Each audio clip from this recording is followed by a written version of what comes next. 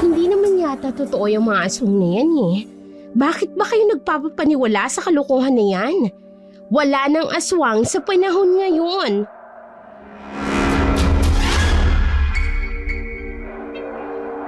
Totoo ang mga aswang. At ngayon sumasalakay na naman sila. At muling maghahasik ng lagim. Lalo na kapag kabilugan ng buwan. Kaya dapat tayong mag-ingat.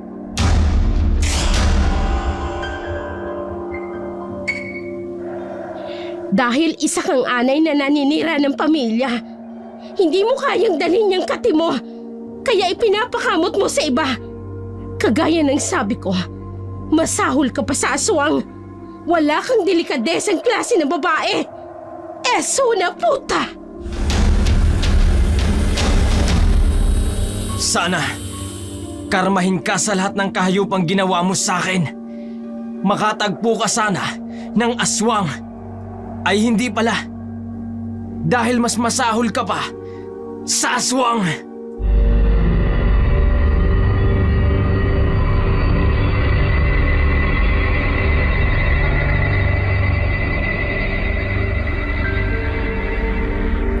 Isang mapagpalang araw po sa inyo, Dark Shadow. Ako po ay isa sa mga taga-subaybay ng inyong channel. Palagi po kaming nakaabang sa bawat upload ninyo. Sa totoo lang, kayo po ang nagsisilbing pampalipas oras ko habang gumagawa ko ng mga trabaho sa aking munting shop. Lalo na kapag kasama ko ang aking anak tuwing wala siyang pasok sa eskwela. Ang kwento ko pong nais ibahagi sakaling mabigyan ninyo ng pagkakataon na maisadula ang aking liham ay tungkol sa aking lalakerong asawa. Dito ko na po sisimulan ang aking liham. Gareth, kumain ka na muna ng tanghalian. Lampas 12:00 na, nagbubunot ka pa rin ng nyog. Susunod na ako, Zoraida. Tatapusin ko lang muna to. O sige, basta kapag ginutom ka, umuwi ka na lang. Nakapagluto na ako.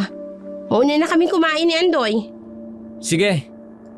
Ilang pirasong nyug na rin lang naman ito. Basta sumunod ka kaagad. Kaya ka nagkakasakit dahil dyan sa walang humpay mong katatrabaho. Para sa atin din lang naman tumahal. Ay nako, puro katrabaho. Kulang naman sa kita. Hayaan mo. Masisipagan ko pa. Newan, umuwi ka na lang kung kailan mo gusto. Masipag, mapagmahal, at mabuting asawa si Gareth kay Zoraida. Halos wala na siyang mahihiling pa pagdating sa pagiging responsable nito. Nakatira sina Zoraida at Gareth sa isang maliit na baryo. Payak lamang ang kanilang pamumuhay, hindi marangya gaya ng sa iba. Ngunit pinagsisikapan ni Gareth na maibigay ang kanilang mga pangangailangan sa araw-araw. Pero kadalasan ay may mga bagay pa rin para kay Zoraida na nagkukulang si Gareth na hindi niya naibibigay. Oh, bakit nakasimangot ang maganda kong asawa? Kasi naman, Gareth, wala nang laman yung lotion ko, yung sunscreen, yung pabango. Nangangamoy daing na ako. Hindi naman ah. Ang bango nga eh. Huwag mo nga akong pinaglololo ko. Hindi kita niloloko. Buti pa si Isa.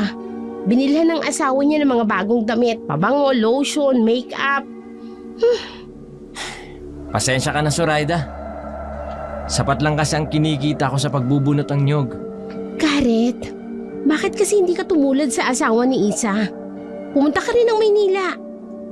Zoraida, ayokong malayo sa inyo ni Andoy. O sige, kung ayaw mong umalis, edi akong pupunta ng Maynila. Zoraida naman, paano si Andoy? Gareth, ayoko naman na maging losyang na lang at magtiyaga lang sa kakarampot na kita mo. Gusto kong maging katulad ni Isa. May magagandang damit, maayos na bahay, konkreto. Hindi yung gawa sa plywood at nipa. Gumagawa naman ako ng paraan ah. Nagsisipag naman ako. Pwes Gareth, hindi sapat. Hindi na bago ang ganoong klaseng diskusyon sa bahay ng mag-asawang Gareth at Zoraida. Ayaw mang aminin ni Garrett. May pagkamaluho talaga si Zoraida. Mula pa noong dalaga pa siya. Kilala na siyang uri ng babaeng bilmoko. Bilmoko niyan, bilmoko nito. Ngunit dahil sa tindi ng pagmamahal ni Garrett sa kanya, pinakasalan niya pa rin ito nang mabuntis niya si Zoraida kay Andoy. Kinabukasan, nagpaalam si Zoraida kay Garrett na magtutungo sa kabilang baryo upang magtinda ng gulay. Pumayag naman si Garrett na siya nang magbabantay sa kanilang 4 na taong gulang na anak na si Andoy. Huwag kang magpapagabi, Zoraida. Delikado ang daan. Baka mamaya may mga masasamang loob o kaya aswang.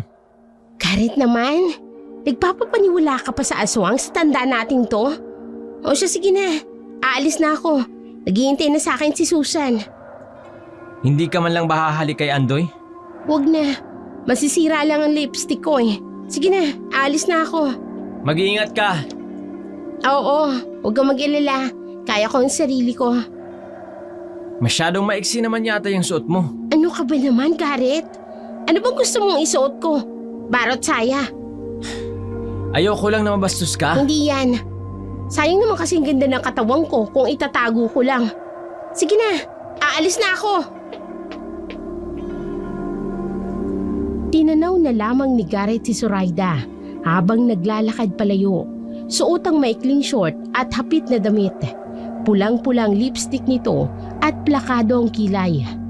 Aminado si Garrett na magandang tindig at ang katawan ng kanyang asawa. Kaya nga maraming kabarkada niya ang naiinggit sa kanya. Hindi naman niya pinaghihigpitan si Zoraida pagdating sa pananamit. Sa halip, hinahayaan niya itong maging malaya sa pagpapahayag ng sarili, lalo na pagdating sa itsura. Samantala, pagkarating ni Susan at Zoraida sa kabilang bayan, agad nilang inilatag ang kanilang mga paninda. Hindi rin nagtagal, ay agad na nakaagaw ng atensyon si Zoraida mula sa mga lalaking naroroon. Bili na kayo ng tinda kong upo, talong, kalabasa at ampalaya. Sariwang-sariwa, bagong pitas lang. Bibili ka? Alin? Pwede bang ikaw? Naku, huli ka na. Matagal na akong nabenta. Eto na lang mga gulay ko. Pwede ka pa naman sigurong anihin. Kahit patagal ka nang napitas. Mukhang sariwang-sariwa ka pa naman. Ikaw ha? Hindi na pwede. Magagalit ang asawa ko. O sige na nga. Pagbilhan mo na lang ako ng talong. Yung mahaba, tsaka malaki. Oo, sige. Ilang kilo ba? 1 kilo. Ngayon lang kita nakita dito. Dumayo lang kami rito upang magtinda. Heto ng 1 kilong talong. O 80 pesos lahat. Oh, eto ang bayad ko. Naku, wala po akong panukli nito. Sino naman ang may sabing kukunin ko ba ang sukli? Sa'yo na yan. Ha? Tulalang napatitig si Zoraida. Sa hawak niyang 1,000 at sa maliit na papel na nakaipit doon, hindi niya napansin na may isinulat palang lalaking bumili ng talong kanina habang abala siya sa pagtitimbang. Hahabulin niya pa sana ito pero agad itong nawala sa gitna ng dagsang tao. Patagong tinitingnan ni Zoraida ang papel at nakita roon ang isang numero at ang pangalang Pancho. Hindi niya maipaliwanag pero nakaramdam siya ng kakaibang kilig na alam niyang hindi niya dapat maramdaman lalo't pamilyado na siyang tao. Kinahapunan, pag-uwi mula sa pagtitinda, agad niyang inasikaso si Andoy. Pagkatapos ay nagpa siyang i-text ang numerong iniwan ni Pancho. Ayan, na-text ko na siya. Ay, bakit ba ako nakakaramdam ng ganito? Ang gwapo naman kasi niya. Tapos ang bango rin. Tapos, ang ganda ng katawan. Ang cellphone ko, biglang nag-ring. tumatawag si Pancho sa akin. Teka, sasagutin ko ba? Patuloy pa rin sa pag-ring. Bahala na nga. Sasagutin ko na lang. Hello? Akala ko, hindi mo na sasagutin eh. Bakit ka tumawag? Gusto lang kitang makausap. Nakauwi ka na ba sa inyo? Oo na. Babalik ka ba sa baryo namin upang magtinda ulit ng gulay? Siguro. Kailan naman? Bukas. Talaga? Pwede ba tayong magkita? Dadamihan ko ang pagbili ng gulay sa'yo. Talaga? Naku, nakakahiya naman. Ang laki nga nung ibinigay mo sa akin kanina. Hindi lang yun ang kaya kong ibigay sa'yo. Sa oras na makilala mo pa ako.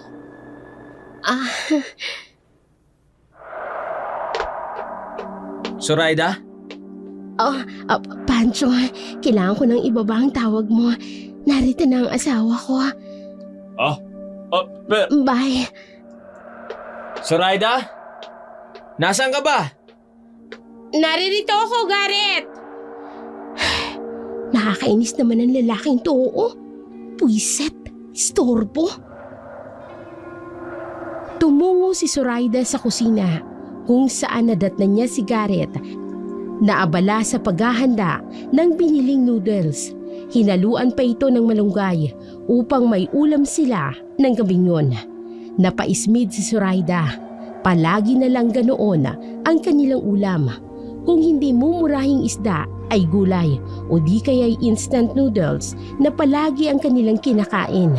Dahil dito, hindi napigilan ni Zoraida ang muling magreklamo kay Garrett. Eto na naman ang ulam natin. Oo. Pasensya na. Hindi na ako bumili ng mamahaling isda eh. Mas inuna ko kasing bayaran yung mga utang natin. Para wala na tayong sakit sa ulo. Magkakasakit naman ako sa bato niyan. Ayoko niyan. Zoraida naman. Di ba binayaran ka na sa pagbubunot ng nyog? Inuna ko nga ang pagbayad sa utang natin. Pagbili ng mga kailangan ni Andoy. Ako? Paano yung pangangailangan ko, Garrett? Alam mo, nakakasawa na yung ganitong buhay eh. Anong gusto mo? Bilhin ko lahat ng luho mo habang may marami tayong utang? Tapos hindi ko bibilhan ng gatas at vitamin si Andoy? Sana kasi hindi mo ako binuntis kaagad. Alam mo nang kulang ka lang sa... Kulang na lang ng ano? Nagsisi ka na pinakasalan mo ako? Ganun ba, Zoraida? Ewan ko sa'yo. Ay naku, diyan ka na nga. Zoraida! Zoraida! Bumalik ka dito! Zoraida! Pero kahit anong tawag ni Garrett sa kanyang asawa, ay hindi na siya pinakinggan ni Zoraida. Marahas itong umupo, dala ng inis at pagod. Maghapon siyang nagbantay sa kanilang anak habang wala si Zoraida. Sabay na ginawa pang gawaing bahay. Pagka-uwi ni Zoraida, lumabas siya upang magdiskarte ng bigas at ng ulam. At matapos ang lahat ng yon, siya pang inawaya ng kanyang asawa. Samantala, si Zoraida ay dumiretso sa kilalang karinderya sa kanilang baryo. Bumili siya ng 2 klase ng masarap na ulam at soft drinks. Walang pakialam sa Lucky Me na may malunggay ang ulam ng kanyang asawa. Habang kumakain, napagpasyahan niyang tawagan si Pancho. Hello, Pancho? Ang sarap naman pakinggan ang pangalan ko kapag galing sa'yo. Ikaw talaga, bulero ka. Teka nga pala, hindi ko nga pala nasabi sa iyo ang pangalan ko. Zoraida, hindi ba? Paano mo nalaman? Narinig ko ang asawa mo kanina. Tinatawag ka niya. Ayos ka lang ba, Zoraida? Nainis lang ako sa asawa ko. Bakit naman? Tinitipid niya kasi ako eh. Alam mo ba ang ulam na inihanda niya sa akin? Ang cheap. Talaga? Huwag kang mag-alala, Zoraida. Pag nagkita tayo bukas, Pakakainin kita ng masarap. Talaga, Pancho? Oo naman. Sabi ko naman sa'yo, marami akong maibibigay sa'yo na hindi kayang ibigay ng asawa mo. Parang kinikilig sa tuwa si Zoraida sa mga sinabi ni Pancho. Kaagad niyang tinapos ang kanyang pagkain at bumalik sa kanilang bahay. Pagdating niya, patay na ang ilaw sa kanilang maliit na tahanan. Dahan-dahan siyang pumasok sa silid nilang mag-asawa at doon nadatnan niya si Garrett na nakayakap kay Andoy. Napairap si Zoraida saka kinuha ang kumot at nahiga sa tabi nila. Kinabukasan, abala si Zoraida sa pag-aayos ng mga gulay sa kanyang bayong, isang bagay na ikinagulat ni Garrett. Zoraida, akala ko ba tuwing Lunes lang kayo magtitinda ni Susan? Oo, sana. Ay kaso, malakas ang bintahan doon sa kabilang baryo. Sayang naman. Pero Zoraida... Dumito ka na muna sa bahay. Bantayan mo si Andoy. Pero Zoraida, kailangan ko nang umpisahan ang pagbubunot ng nyog kila Manoy Colombo. Ay di sabihin mo wag muna, bukas na lang. Sige na, alis na ako. Zoraida, baka mamaya makahanap yun ng ibang magbubunot ng nyog. Garrett, sayang ang benta ko sa kabilang baryo. Kaya ikaw na munang bahala kay Andoy. Alis na ako. Diyos ko naman, Zoraida. Sabihin mo sa susunod na araw na lang. Hindi pwedeng sa susunod na araw, Zoraida. Basta, alis na ako. Saan ka na? Zoraida! Zoraida, ano ba? Ngunit hindi nakinig si Zoraida at tuloy-tuloy itong naglakad papalayo. Wala nang nagawa si Garrett. Sa inis, kinuha niya si Andoy, kinarga ito at tinahak ang bahay ni Manoy Colombo upang ipaalam na sa makalawa na siya magbubunot ng nyog. Umaasang papayag ito. Samantala, pagdating ni Zoraida sa baryo kung saan siya nagtitinda, agad niyang namataan si Pancho. Malawak ang ngiti nito at halatang sinisipat ang kanyang katawan, lalo na ang kanyang dibdib. Dumating ka. Siyempre, kailangan ko magtinda ng mga gulay eh. Bilhin ko na lahat yan. Talaga? Oo naman. Para hindi mo na kailangang magtagal dito. Para lang ipaubos ang mga yan. May gusto kasi akong pagdalhan sa'yo kung papayag ka. Saan naman? Sa bayan. Sa bayan? Talaga? Naku, nakakaya naman sa'yo. Huwag ka nang mahiya. Sige na. Ibigay mo na sa akin yung bayong mo. At idadaan muna natin sa barracks ko. Tapos dediretso na tayo sa bayan. Ay, sige. Ganoon na nga ang ginawa ni Pancho. Matapos nitong iwan sa barracks ang mga pinamili niyang gulay kay Zoraida, muli silang bumiyahe patungo sa bayan. Kaagad siyang dinala ni Pancho sa isang kilalang tindahan na nagbibenta ng mga kolorete, ng damit at iba pang gamit na pambabae. Manghang-mangha si Zoraida sa kanyang nakita at hindi niya napigilang mapatingin kay Pancho.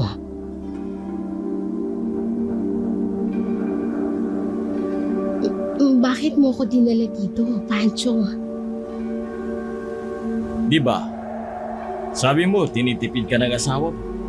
Kaya ito, mamili ka ng kahit anong gusto at bibilhin ko para sa'yo. Talaga? Kahit ano? Oo. Kaya sige na, mamili ka na. Naku, salamat, Pancho. Hindi ko talaga tatanggihan to. Mamili ka na. Hihintayin kita dito sa labas. Sige, sandali lang ha. Papasok na lang ako at mamimili. Ay, kapag siniswerte ka nga naman. Iba talaga yung alindog mo, Zoraida. Mamili ka ng maraming damit, lotion, makeup at pabango. Pagkatapos mamili, manghang-mangha si Zoraida sa dami ng natira sa perang ibinigay ni Pancho. Marami na siyang nabili, pero isang reklamo ay wala siyang narinig mula rito. Matapos ang pamimili ng kanyang mga gamit, kumain sila sa isang kilalang kainan sa bayan. Pagkatapos ay inanyayahan siya ni Pancho na tumuloy sa baraks nito para raw uminom ng konti. Hapon na noon at nagsisimula ng mag-alala si Zoraida na baka gabihin siya ng uwi. Ngunit sa kabila ng kanyang pag-aalinlangan, hindi niya rin magawang tanggihana si Pancho. Mukhang lasing ka na. Hindi pa naman. Medyo tinatamaan na. Sa akin ba? Hindi ka tinatamaan? Alam mo, gwapo ka, Pancho. Ang bango-bango mo rin. Tsaka, ang ganda ng katawan mo. Pwede mong hawakan yan. Pwede mong gawin ang kahit anong gusto mo. Talaga? Ikaw, anong gusto mong gawin sa akin? May binabala ka ba? Kasi alam mo, may kasabihan. Kapag may alak, may balak. Syempre, Beron. Halika nga dito. Ano ba? Huwag mo naman akong ibalibag sa kama. Ayaw mo ba ng harsh? Basta ikaw ang gagawa, pwede naman. Nanggigigil talaga ako sa'yo, Zoraida. Unang kita ko pa lang sa'yo. Nag-iinit na ako. Sa wakas, matitikman na rin kita. Halika dito. Ako rin. Gustong-gusto rin kitang matikman. Napuno ng malalanding hagikik at ungola ang loob ng baraks ni Pancho. Madaling araw na nang matapos sila sa kanilang makamundong gawain. Nang mahimasmasan si Zoraida, saka pa lamang niya napagtanto na madaling araw na pala. Agad niyang pinulot ang kanyang mga pinaghubarang damit at pilit na ginising si Pancho upang magpahatid pabalik sa kanilang baryo.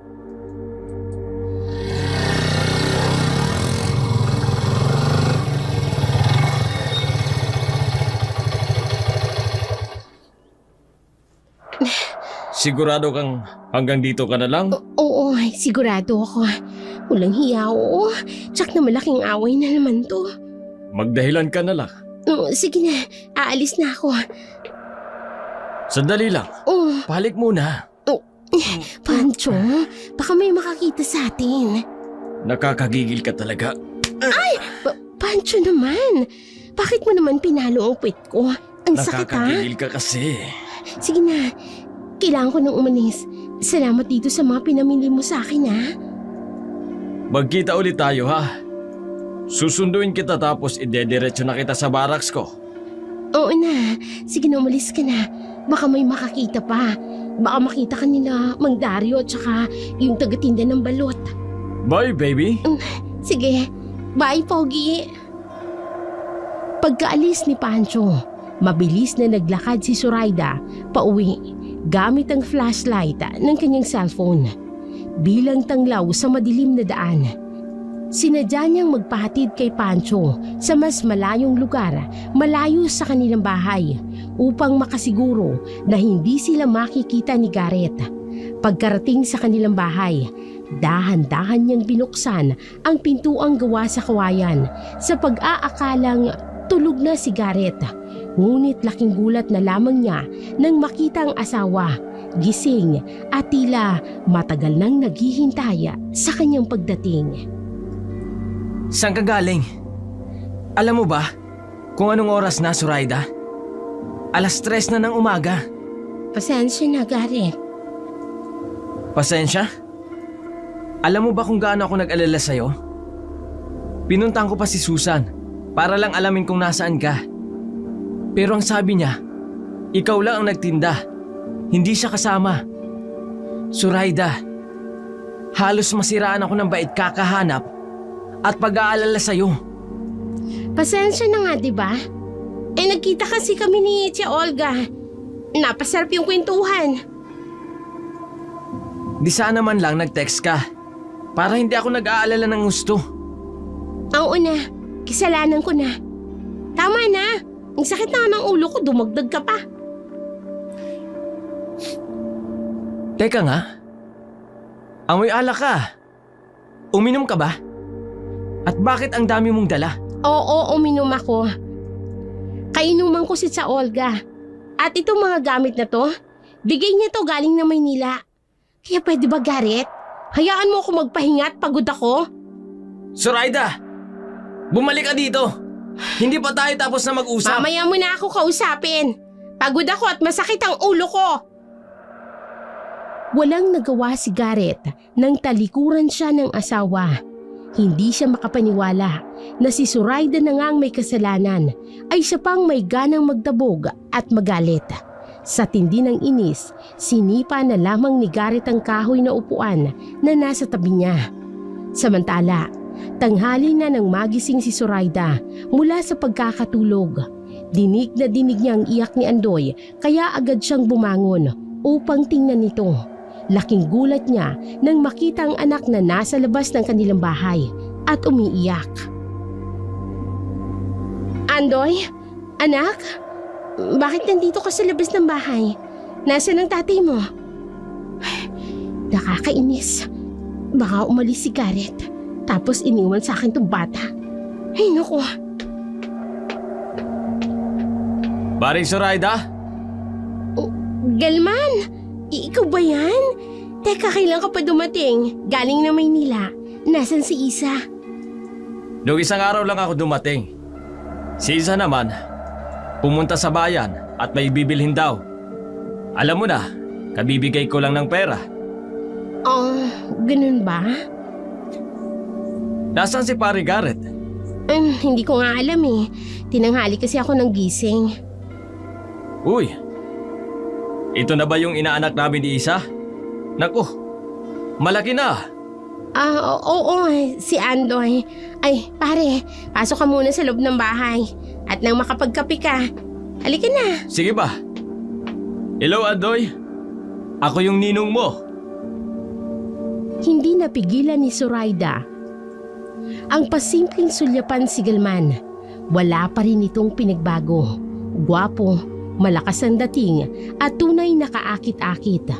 Matagal na siyang may pagtingin sa lalaki kahit noong binata pa ito. Ngunit si Isang pinakasalana ni Galman. Dahilan upang makaramdam si Zoraida ng matinding inggit kay Isa. Matagal nang magkaibigan sina Garrett at Galman mula pa noong high school. Dahil sa kagustuhan ni Zoraida na mapalapit kay Galman, pumayag siyang makipagrelasyon kay Garrett kahit hindi niya ito lubos na gusto. Sa kabila ng kagwapuhan at kabaitan ng kanyang asawa. Pare, heto yung kape mo. Nako, salamat ha. May dala nga pala akong biscuits para sa inyo. Nag-abala ka pa, pero salamat pa rin. Salamat nga pala dito sa kape, Zoraida. Pero hindi rin ako magtatagal. Babalik na lang ako kapag narito na si Paring Garrett. Naku, pwede mo naman siyang hintayin dito sa bahay. Kwentuhan na muna tayo. Ang tagal mo rin kasing nawala dito sa Barrio Singkamas. Ay, sige na nga. Pero sa tingin mo, uuwi ka agad si Paring Garrett? Oo naman. Hindi naman madalas ginagabi ng uwi yun eh.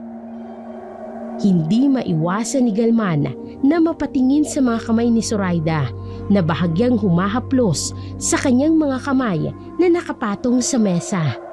Kita rin ang papungay-pungay ng mga mata nito na wari bang may gustong ipahiwatig. Doon na lamang napansin ni Galman ang itsura ng kanyang kumari. Maganda, sexy ang katawan at mabango pa. Sandaling napatitig siya rito. Pero agading ipinilig ang kanyang ulo. Pinilit na alisin sa isipan ang anumang tukso. Naiisip niyang kanyang kumparing si Garrett at ayaw niyang pagtaksilan ang kanyang asawa. Subalit sa kabila ng kanyang pagpipigil, patuloy ang panglilingkis ng mga kamay ni Zoraida sa kanya. Maring Zoraida, pwedeng tigilan mo ang paghaplos sa braso ko? Bakit? Ayaw mo ba? Kasi baka maabutan tayo ni Paring Garrett. Mahirap na baka kung anong isipin niya. Hindi mo ba nagugustuhan ng ginagawa ko? Paring Galman? Bakit mo ginagawa ito? Alam mong may asawa tayo pareho. Matagal na kitang gusto, Galman. High school pa lang tayo. Gusto na kita. Pero si isang niligawan mo at pinakasalan. Zoraida, itigil mo to. Paano kung ayaw ko? Anong gagawin mo? Zoraida, tigilan mo to. Habang nakakapagtimpi pa ako. Huwag ka na magtimpi, Kalman. Paalpasin mo na yung nararamdaman mo. Huwag kang duwag. Hindi ako duwag. Hindi nga ba? Hindi sabi eh. Gusto mong patunayan ko sa'yo ha? Halika dito. Kalman, pinuhat mo ko. Ang lakas mo pala. Siyempre, batak na batak yata ito. Doon tayo sa kamalig para walang makakita sa atin. Dinala ni Galman si Zoraida sa kamalig sa likod ng kanilang bahay. Sa gitna ng iyak ni Andoy, sumabay ang malalanding ungol ng kanyang ina. Halos 2 oras silang nagtagala sa loob ng kamalig bago pawisang nagbihis si Galman. Sakto naman ang natapos siya ng pagbibihis nang marinig nilang sunod-sunod na tahol ng mga aso. Hudyat na dumating na si Garrett. Dali-daling lumabas si Zoraida sa kamalig, kunwaring galing sa kusina, at sinalubong ang asawa habang pilit na ikinakalma ang kaba sa kanyang dibdib. Samantala, kinakabahang hinarap ni Galman si Garrett. Nag-inuman pa sila saglit, kunwaring walang nangyari, bago tuluyang nagpaalam si Galman na siyang ikinahinga ng maluwag ni Zoraida.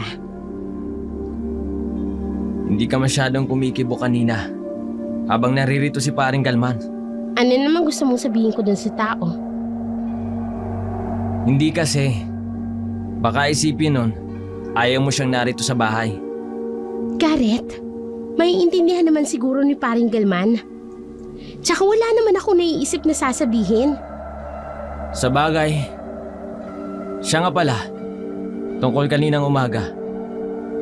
Huwag mong iisipin na nakalimutan ko na yung ginawa mo. Sana naman, sa susunod, kung may biglaang lakad ka, mag-text ka. Huwag yung pinag-aalala mo ako. Oo na, tapusin mo na yung pagkain mo at magliligpit na ako. Sige. Tsaka si Andoy pala, nang dumating ako kanina panay ng iyak. Hindi mo man lang pinatahan. Abala ako sa kusina. Tsaka huwag mo ang ituon lang sa akin ng sisi. Iniwan mo rin naman siya habang tulog ako. Oo. Pero alam kong hindi siya aalis dahil nandito ka. At sinigurado ko na hindi siya makakalabas ng bakod. Ewan ko sa'yo. Matulog ka na nga. Sige, sige. Matutulog na talaga ako dahil pagod na pagod ako sa trabaho. Ang dami kong binunutang nyug kina Manny Colombo. Matunog ka na rin ha? Oo. Ewan ko sa'yo. Ang asim ng amoy mo. Amoy pawis. Koprat kung ano-ano pang nakakawala ng kana. Ay, mabuti pa si Pancho at si Galman. Mapera na, mabango pa, at magagaling pa sa kama.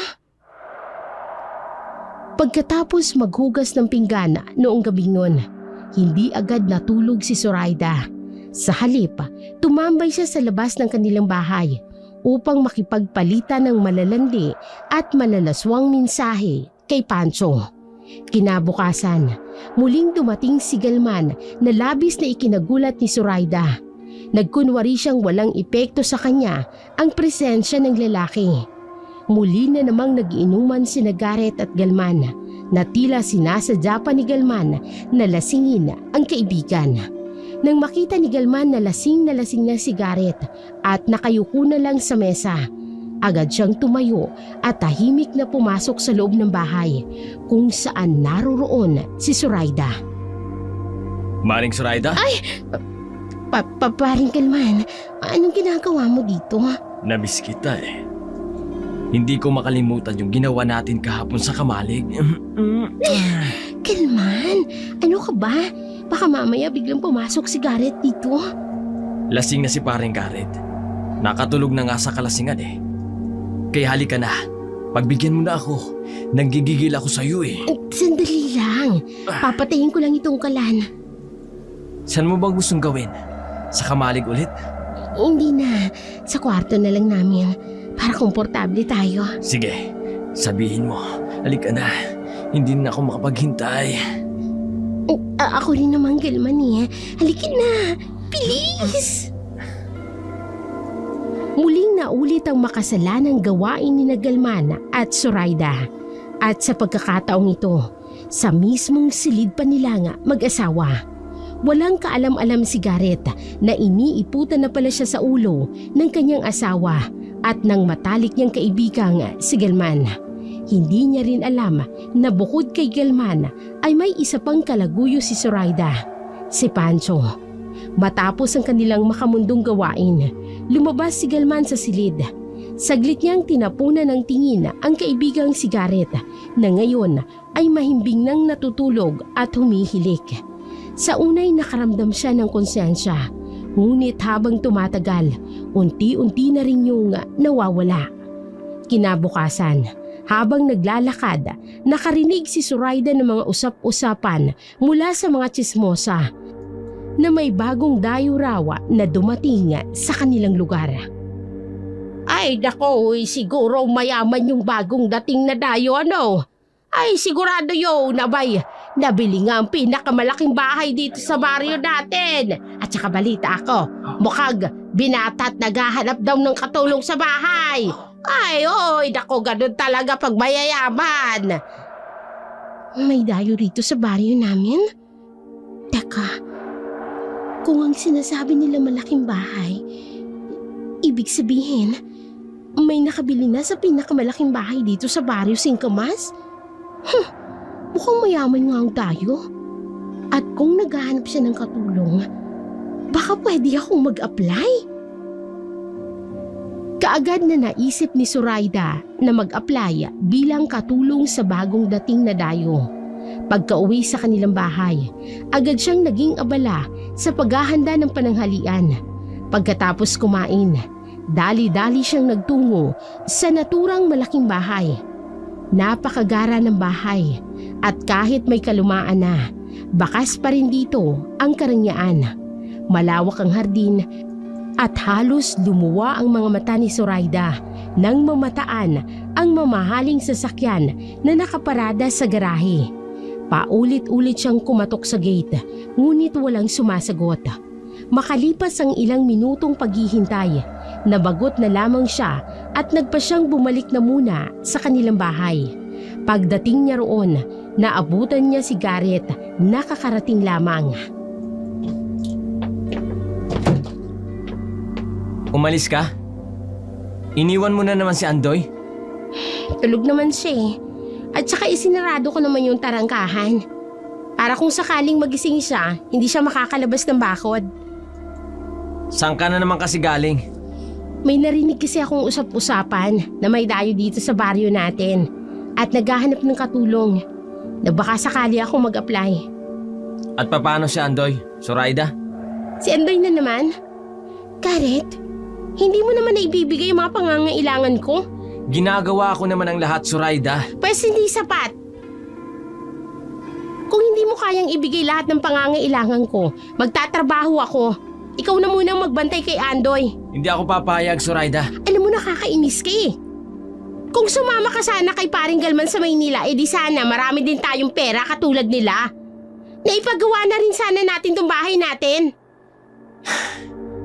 Sige, kakausapin ko si paring Galman. Talaga? Papayag kang pumunta ng Maynila? Oo, para matahimik ka lang. Basta ang perang ipapadala ko sa'yo, gagamitin mo sa tama. Huwag mong lulustayin. Hindi no, pangako. Ipapagawa ko kaagad itong bahay natin. Para pag uwi mo, hindi na maliit na bahay kubong daratnan mo. Para sa pamilya natin, Zoraida, gagawin ko ang lahat. Tuwang-tuwa si Zoraida dahil sa wakas, pumayag na rin si Garrett na pumunta ng Maynila. Nang gabing yun, pinapunta ni Garrett si Galman sa kanilang bahay upang pag-usapan ang posibleng trabaho niya sa Maynila. Sakaling sumama siya sa kaibigan. Kaagad namang sinabi ni Galman na maaari niyang irekomenda si Garrett sa kumpanyang pinagtatrabahuhan niya.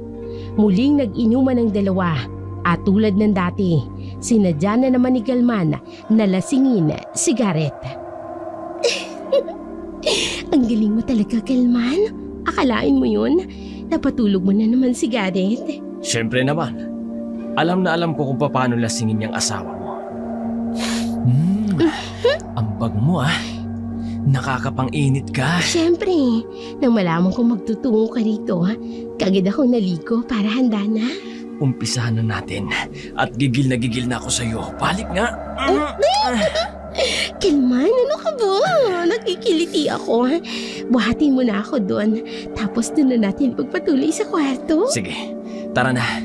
At hindi na ako makapaghintay. Muling naulit ang makasalanang gawain ni Zoraida at Galman habang walang malay sa kalasingan si Garrett.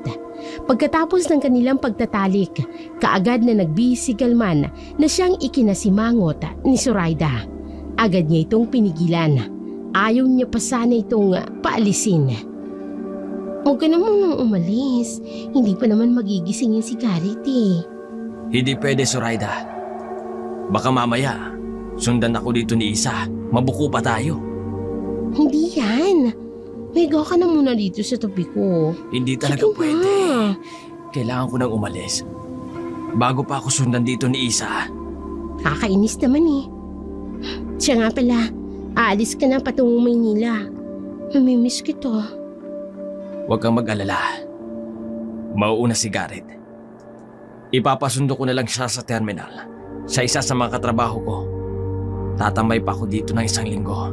Kaya may panahon pa tayo sa isa't isa. Gusto ko yan. Sana pagbalik mo galing Maynila, ganito pa rin tayo ha. Oo naman. Ngayon pa. Natikman na kita.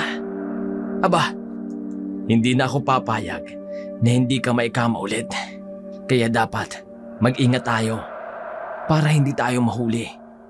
Para tuloy lang ligaya natin. Napahagikik na lamang sa tuwa si Zoraida sa sinabi ni Galman. Samantala, dumating ang araw ng pag-alis ni Garrett. Umiiyak si Andoy habang mahigpit na nakayakap sa kanyang ama. Maraming bilin si Garrett kay Zoraida, ngunit puro pagsang-ayon lamang ang isinasagot ng babae. Walang emosyon, tila wala sa loob. Zoraida, nakikinig ka ba? Oo, nakikinig ako. Bilisan mo na, baka may iwan ka pa ng jeep patungong terminal. Basta yung mga bilin ko ha. Huwag mong kakalimutan. Si Andoy, huwag mong pababayaan ha. Oo na, hindi ko pababayaan yan. Oy, pagsweldo ha, pagpadala ka kaagad. Oo. Hindi pa ako nakakaalis, sweldo kaagad ang nasa isip mo eh. Syempre naman, ano na lang ang gagawin ko dito sa bahay kung wala akong pera? Kaya sige na, larga na, baka may iwan ka pa. Sige. Payakap naman oh. Ay naku, ang ate mo. Ayan, nakayakap na ako sa'yo. Sige na, alis na. Bye anak. Babalik din si Papa ha. Pakabait ka kay Mama. Huwag kang magiging pasaway ha. Mahal na mahal kita. Lihim na napairap si Zoraida. Pakiramdam niya'y napaka-OA ni Garrett. Wala siyang pakialam kahit pa napakabuti nitong ama at asawa. Para sa kanya, hindi sapat ang kabutihan at ang pagmamahal. Ang hinahangad niya'y marangyang buhay, gaya sa mga taong madalas niyang nakikita at kinaiinggitan. Pagkaalis ni Garrett, at nang masiguradong tuluyan na itong nakaalis, agad niyang kinuha ang mga gamit ni Andoy at lumarga patungo sa bahay ng kanyang mga magulang sa kabilang baryo. Doon niya ipinagbili ng bata, sabay sabing mamamasukan siya ng trabaho. Ngunit ang totoo, ayaw lang talaga niyang mag-alaga ng anak. Habang wala ang kanyang asawa, balak niyang sulitin ang pagiging dalaga muli, malaya at walang inaalala.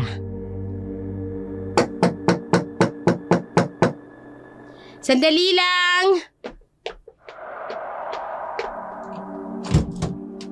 Oh, ang tagal mo naman. Siyempre, siniguro ko munang walang nakakita sa akin. Halika na, pumasok ka na. Saan mo iniwan yung motor mo? doon sa may labasan. Ipinagbiling ko doon sa matandang tindera. Binigyan ko na lang ng bayad. Ay naku, namiss kita, Pancho. Tagal din nating hindi nagkita. Mabuti na lang. Pumunta ng Maynila ang asawa mo. Buwelo na tayo ngayon. Oo naman, pinilit ko talaga siyang umalis para naman makahinga ako kahit papano. Mamaya na tayo mag-usap. Sabik na ako sa iyo eh. Halika na. Bimbagan na tayo. Sige, ako rin. Miss na kita. Halika na sa kwarto mo. Bilisan mo na, Zoraida. Oo na, nandyan na. Walang takot na muling nakipagniig si Zoraida kay Pancho sa mismong kwarto nila ni Garrett. Buong gabi silang nalulong sa makamundong pagnanasa. Tila walang kapaguran, paulit-ulit. Kinabukasan, hindi muna pumalik si Pancho sa trabaho. Sa halip, ipinagpatuloy pa nila ni Zoraida ang kanilang makasalanang gawain. Nang sumapit ang gabi, nagpasya na si Pancho na bumalik sa kabilang baryo dahil tapos na ang kanyang day off. Bago umalis, binigyan niya si Zoraida ng malaking halaga ng pera na labis namang ikinatuwa ng babae. Pagkaalis ni Pancho, nagtungo si Zoraida sa tindahan upang bumili ng alak. Doon niya narinig ang maiingay na kwentuhan ng mga tsismosa. Ay nako, totoo yun, Mare. Ay, yung anak ni Tonyo, sa kabaret yun, di ba? Abay, inaswang. Ayun, patay. Abay, kawawa naman. Kaisa-isang anak ni Tonyo yun eh, pero pinatay ng aswang. Mawalang galang na ho? Ano yun? Aswang? Ay, nako, Zoraida. Natagpo ang kagabi si Bebet, galing yata sa club. Ay, walang damit, walang puso. Iyak nang iyak nga si Tonyo. Kaya ikaw, Zoraida, abay mag-iingat ka. Mag-isa ka pa naman ngayon at walang asawa mo, ay baka mamaya aswangin ka rin. Hindi naman yata totoo yung mga aswang niyan eh. Totoo ang mga aswang.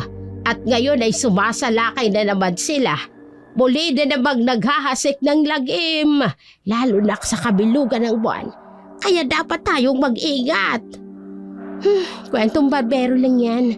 Makakatang isip. Para lang matakot tayo. Hindi na ho totoong mga aswang. Walang aswang. Kaya sige na ho, magsiuwi na kayo. Dahil sigurado ako, wala pa kayong mga sinaing sa bahay ninyo. Uwi na ho! Napaismid na lamang ang mga tsismosa kay Zoraida bago siya sinundan ng matatalima na tingin. Wala naman siyang pakialam at hindi na rin naman siya naniniwala sa mga aswang. Sinigurado niyang adik lamang ang may kagagawa ng pagpatay sa anak ni Mang Tonyo na si Beta. Habang nasa kaligitnaan ng paglalakad si Zoraida, napadaan siya sa malaking bahay na ngayon ay may bagong pintura. Lalo itong naging mukhang magara. Paglingon niya sa gate, nanlaki ang kanyang mga mata nang mapansin ang nakasabit na karatula. Wanted, Maid. Walang pag-aalinlangan. Muli siyang kumatok sa gate ng bahay. Maya-maya pa, may taong lumabas mula sa loob. Kaagad na itinago ni Zoraida ang biniling beer sa ilalim ng mayabong na halaman. Sa labas ng gate, babalikan niya na lamang ito kapag pauwi na siya. Anong kailangan mo? Ay, grabe. Ang ganda naman ng babaeng to. Nahiya naman ako. Miss? Ay, nako. Sorry po, ma'am. Nakita ko po kasi yung karatula dito sa labas ng gate. Naghahanap po kayo ng maid? Yeah. Pag-a-apply ka ba? Oo po sana. Halika. Pasok ka. Sige po. Ay, grabe. Ang tangkad. Ang ganda. At sobrang bango niya. Pambihira. Tinaig pa ang artista. Maupo ka. I am Gwyneth de la Fuente. Kaya naghahanap ako ng maid dahil walang mag-aasikaso sa asawa ko. Wala kasi siyang alam sa mga gawaing bahay. Babalik ako ng Spain sa susunod na araw. Ganun po ba? Naku, Maalam po ako pagdating sa mga gawaing bahay, ma'am. Wala po kayong dapat ipag-alala. Ano nga palang pangalan mo? Ay, Susuraida Cortez ho. Taga rito ka talaga sa Barrio Singkamas? Ay, hindi po. Taga San Rafael po kami. Kaso mas pinili namin ng asawa ko na lumipat dito sa Barrio Singkamas. Ganun ba? Mas mabuti. Alam mo, kailangan ko na talaga ng makahanap ng katulong. Pero dahil nandito ka na, tatanggapin na kita. Ay, nako, talaga po. Maraming salamat po, ma'am. Hindi ko po kayo bibiguin, pangako po. Bueno, eto ang magiging trabaho mo. Maglilinis ka lang ng buong bahay. Magluluto ng kung ano man ang nasa kusina. Pagkatapos nun, uuwi ka na. Huh? Yes, yun lang ang trabaho mo. No more, no less. Ang sahod mo ay 15,000 per month. Kapag nagustuhan ko ang trabaho mo, may bonus ka pang 5,000. Talaga po? Naku, maraming salamat po, ma'am. Pwede ka na mag-umpisa bukas ng umaga. Sa ngayon, pwede ka nang umuwi. Walang pagsidla ng tuwa ni Zoraida. Kaya agad niyang kinuha ang bote ng beer na itinago sa ilalim ng mayayabong na halaman. Pagka-uwi sa kanilang bahay, naabutan niyang naghihintay si Galman. Kaagad niya itong pinapasok sa bahay, sabay nilang pinagsaluhan ang inuming kanyang binili. Muli na namang nangyari ang kanilang makamundong gawain. Waray walang pakialam si Zoraida sa kanyang pagiging lalakero. Para sa kanya, nag-i-enjoy siya sa ginagawa niya at kasiyahang hindi niya nararamdaman sa piling ng kanyang asawang si Garrett. Ibig mong sabihin, mag-uumpisa ka ng magtrabaho sa malaking bahay? Oo, malaking sweldo, Galman. Hindi na nga ako makapaniwala na natanggap ako kaagad. Di mabuti. Nang may mapagkaabalang ka naman, baka mamaya, manlalaki ka pa ulit pag alis ko. Hoy, kung makapagsalita ka, akala mo naman malinis ka? Siyempre naman, ang gusto ko, si paring Garrett lang kahati ko sa'yo. Mahirap naman kung madami kami. Manahimik ka nga dyan, ang arte mo. Siya nga pala, may narinig akong usap-usapan. Tungkol saan? May natagpuan na namang panibagong bangkay na babae. Walang lamang loob, walang damit. Ano? Kanina lang si Beth ang pinag-uusapan. Ngayon meron na naman? Oo. Kaya ikaw, mag-iingat ka, Zoraida. Pinagsabihan ko nga rin yun si Isa eh. Huwag mong sabihing naniniwala ka rin sa sabi-sabing aswang na may gawa. Bakit hindi? Liblib na itong lugar. Hindi maiwasan na may aswang nga. Gago. Itong ginagawa mo sa akin, ito yung totoong aswangan. Inaaswang mo ko kay Garrett. Baliw. Ikaw ang naunang mga aswang sa akin. He!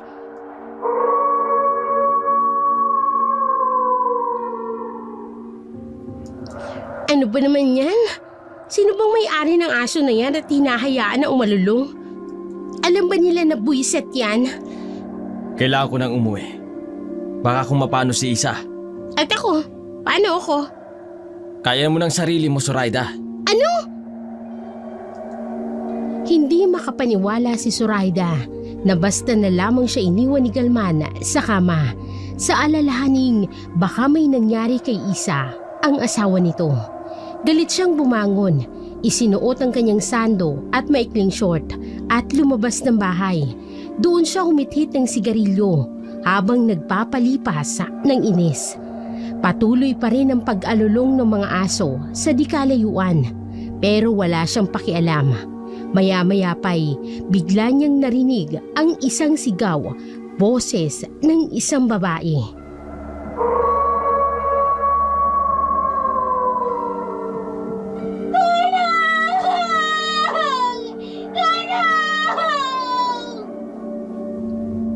Tama bang naririnig ko?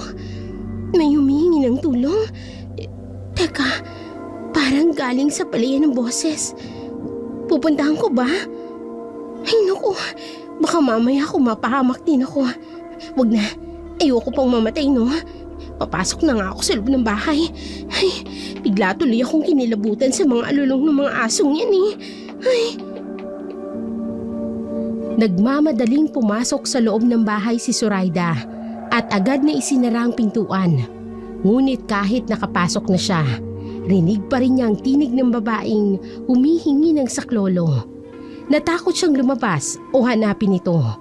Ayaw niyang madamay sa anumang panganib. Kinabukasan, habang patungo siya sa malaking bahay ng mga De La Fuente, nadaanan niya ang isang tumpok ng mga tao sa gilid ng palayan. Doon niya nasilayan ang bangkay ng isang babaeng walang saplot, wasak ang dibdib at nakadilat ang mga mata, tila nakatitig sa kanya. Nanlaki ang mga mata ni Zoraida. Kilala niya ang babae, si Isa, ang asawa ni Galman. Parang kinilabutan si Zoraida, lalo nang makita niya si Galman na umiiyak sa tabi ng bangkay ng kanyang asawa.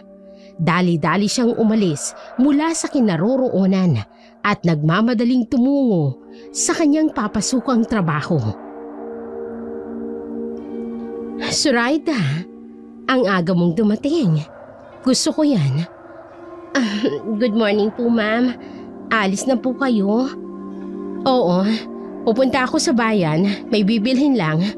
Umpisahan mo na magtrabaho dito sa bahay, Zoraida. Unahin mong linisin ang hardin. Pagkatapos magluto ka ng pananghalian ng sir mo. Sige po, ma'am. Ako na pong bahala. Alejandro! Adios! Hasta luego! Alis na ako, Zoraida. Ikaw nang bahala rito sa bahay. Tulala si Zoraida habang pinapanood ang paalis na among si Gwyneth. Bumaling siya sa bintana nang mapansin niyang may kinawayan nito. Doon niya nakita ang isang napakagwapong lalaki. Sobrang tangos ng ilong, mamula-mulang balata sa sikat ng araw, at lahat ng buhok ay kulay ginto at makintab. Ang kanyang mga mata ay kulay tsokolate na matamang nakatitig kay Zoraida. Parang nahipnotismo siya. Saglit niyang nakalimutan ang karumal-dumal na sinapit ni Isa. Kaagad na umandar ang kakaibang pag-iisip sa kanyang utak nang malaman niyang napakagwapo pala ng asawa ng kanyang amo na si Gwyneth. Grabe, hindi ko akalain na makalaglag panty palang kagwapuhan ng asawa ng amo ko. Napakagwapo niya, sobra. Kailangan sarpang ko ang pagluluto ng pagkain para hanap-hanapin niya ang luto ko. Teka, maghahanap ako ng pwedeng iluto dito sa deep freezer nila. Ayan, puro namang karne ang nandito. Wala man lang isda.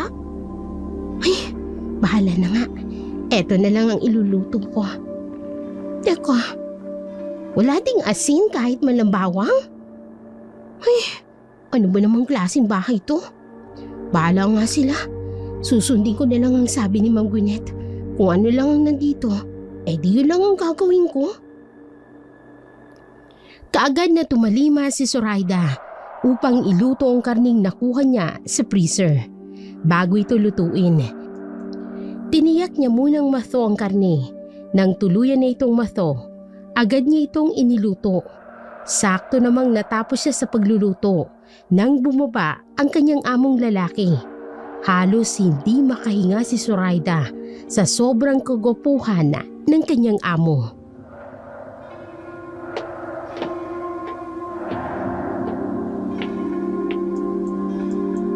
Hola. ¿Cómo te llamas? Sir, sorry. Hindi po ako marunong magsalita ng Espanyol. Ganon ba? Sabi ko, anong pangalan mo? Zoraida po. Ako po ang bago ninyong katulong. Grabe, ang gwapo talaga.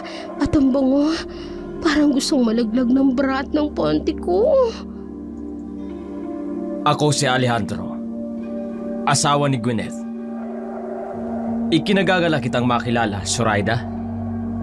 Nagugutom na ako. Pwede mo ba akong ipaghain ng pagkain? Naku, opo sir. Sandali lang po Naku, Zoraida, magdahan-dahan ka. Tigilin mo yung kalantian mo.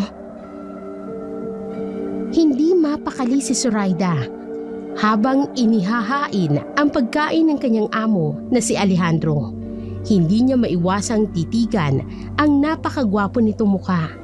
Tila walang kahit anong bahid ng dumi o bakas ng tagyawat. Katulad sa itsura ng asawa nitong si Gwyneth. Matapos kumain si Alejandro, agad itong umakyat muli sa ikalawang palapag. Samantala, kaagad namang nilinis ni Zoraida ang pinagkainan ng kanyang amo. Hapon na nang bumalik si Gwyneth mula sa bayan. Bitbit ang mga pinamili. Pagkatapos ay pinauwi na rin siya nito. Nakasimangot si Zoraida habang papalayo sa bahay sapagkat hindi niya nasilayan muli ang gwapong amo. Habang pauwi, bigla niyang naalala ang karumal-dumal na sinapit ni Isa.